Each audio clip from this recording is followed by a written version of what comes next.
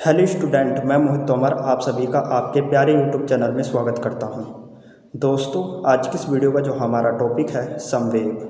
तो दोस्तों, आज की इस वीडियो में मैं आपको संवेग के बारे में बताने वाला हूं कि संवेग किसे कहते हैं। संवेग की परिभाषा एग्जाम में आप किस प्रकार से लिखेंगे, संवेग का सूत्र क्या होता है, संवेग का मात्रक क्या होता है, संवेग कौन सी राशि है।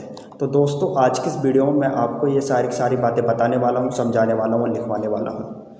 तो दोस्तों, वीडियो शुरू करने से पहले आप सभी से रिक्वेस्ट है, यदि आपने अभी तक हमारे प्यारे यूट्यूब चैनल को सब्सक्राइब नहीं किया है दोस्तों, सब्सक्राइब कर दीजिए और उसके आगे की बेल आइकन घंटी भी प्रेस कर दीजिए, ताकि दोस्तों जब भी मैं नई वीडियो अपलोड करूं उस वीडियो की नोटिफिकेशन आपको सबसे पहले मिल सके। तो शुरू करते हैं दोस्तों आज की इस वीडियो को।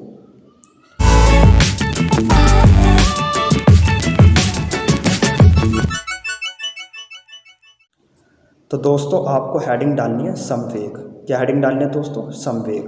तो दोस्तों, पहले हम संवेग के बारे में जानेंगे कि संवेग किसे कहते हैं। तो दोस्तों, आपको संवेग हेडिंग में लिखना है किसी पिंड का द्रव्यमान तथा उसकी चाल का गुणनफल उस पिंड का संवेग कहलाता है। इसे p सदिश से प्रदर्शित करते हैं। तो दोस्तों, संवेग को समझने के लिए आपको पिंड शब्द को समझना होगा। दोस्तों, पिंड शब्द प्रयोग किया गया है वस्तुओं के लिए। किसके लिए प्रयोग किया गया है? वस्तुओं के लिए। अब दोस्तों, हम कोई सी भी एक वस्तु ले लेते हैं, जैसे मैं कार ले लेता हूँ, तो कार का द्रव्यमान जरूर होता है दोस्तों। और दोस्तों, जब कार चलती है तो चलती हुई कार की चाल की वैल्यू जरूर होती है कि कार कितनी की चाल से चल रही है। 20 किलोमीटर प्रति घंटे की चाल से चल रही है, 40 किलोमीटर प्रति घंटे की चाल से चल रही है। तो दोस्तों, जब कार चलती है तो चलती हुई कार की जो चाल की वैल्यू होती है, यदि उसकी गुणा हम उसी कार के द्रव्यमान से कर देते हैं तो जो हमें मान ज्ञात होता है, जो हमें वैल्यू ज्ञात होती है, उसी को हम संवेग कहते हैं। क्या कहते हैं दोस्तों? संवेग कहते हैं। कहने का मतलब दोस्तों ये है कि यदि हमारे पास कोई वस्तु है और वह वस्तु चल रही है, तो उस वस्तु का जो द्रव्यमान होगा और उस वस्तु की चलती हुई चाल की जो वैल्यू होगी, इन दोनों की जब हम गुणा कर देंगे तो जो हमें मान ज्ञात होगा वो संवेग ज्ञात होगा। दोस्तों, कार चल रही है, चलती हुई कार की चाल की जो वैल्यू होगी, जो मान होगा, जब आप उस वैल्यू की गुणा उसी कार के द्रव्यमान से करेंगे तो जो हमें मान ज्ञात होगा वो संवेग ज्ञात होगा। तो दोस्तों, आपको समझ में आ गया होगा कि संवेग किसे कहते हैं। और दोस्तों, संवेग को p सदिश से प्रदर्शित करते हैं। दोस्तों, आपको आगे लिखना है, यदि पिंड का द्रव्यमान m तथा वेग v सदिश हो तो पिंड का संवेग p सदिश बराबर m मल्टीप्लाई v सदिश। दोस्तों, द्रव्यमान को हम m से प्रदर्शित करते हैं, जबकि वेग को v सदिश से प्रदर्शित करते हैं। दोस्तों, वेग शब्द जो प्रयोग किया गया है ये चाल के स्थान पर प्रयोग किया गया है। चाल के स्थान पर हम वेग शब्द का भी प्रयोग कर सकते हैं, या तो चाल भी लिख सकते हैं या वेग भी लिख सकते हैं। ठीक है, ये आपकी मर्जी है।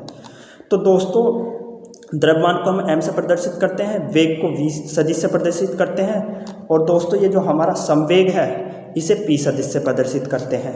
तो दोस्तों, यदि पिंड का द्रव्यमान m तथा वेग v सदिश हो तो पिंड का संवेग p सदिश बराबर m मल्टीप्लाई v सदिश होगा।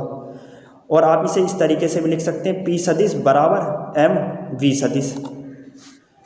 तो दोस्तों, हमारा संवेग का सूत्र क्या होता है? संवेग बराबर द्रव्यमान मल्टीप्लाई वेग। क्या होता है दोस्तों?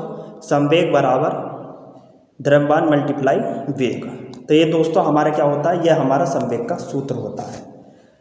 दोस्तों, आपको आगे लिखना है, यह एक सदिश राशि है, इसकी दिशा वही होती है जो वेग की दिशा है। दोस्तों, संवेग एक सदिश राशि है। कौन सी राशि है दोस्तों? सदिश राशि है। और दोस्तों, संवेग की दिशा वही होगी जो वस्तु है उस वस्तु की चाल की दिशा होगी। अब दोस्तों, कोई वस्तु चलेगी, चलती हुई वस्तु की जो दिशा होगी वही दिशा संवेग की दिशा मानी जाती है। ठीक है दोस्तों। दोस्तों, अब आपको हेडिंग डालनी है मात्रक। क्या हेडिंग डालनी है दोस्तों? मात्रक। अब दोस्तों, आपको संवेग का मैं मात्रक लिखवाने वाला हूँ।